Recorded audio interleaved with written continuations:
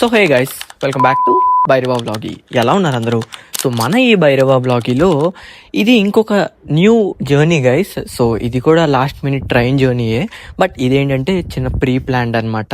So ట్రైన్లో food అంత బాగోదని నేను ఏంటంటే బిర్యానీ ఆర్డర్ పెట్టుకున్నాను గైస్. అలా బిర్యానీ తీసుకుని ప్లాట్ఫామ్లోకి వచ్చాను. ట్రైన్ కూడా అప్పుడే వచ్చింది.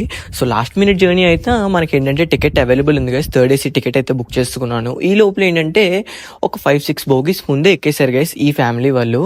సో వాళ్ళకి ఏంటంటే చిన్నపిల్లలు అమ్మమ్మ గారు ఉన్నారు అని చెప్పి నేను హెల్ప్ చేశాను.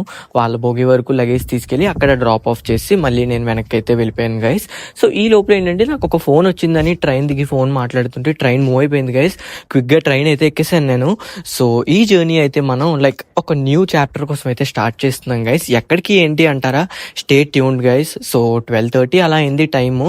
నాకేంటంటే ఆకలిస్తుందని చెప్పి నేను ఏంటంటే ట్రైన్ అప్పుడే స్టార్ట్ అయింది కదా గైస్. సో సీట్స్ ఏంటంటే కొన్ని ఖాళీ ఉంటాయి.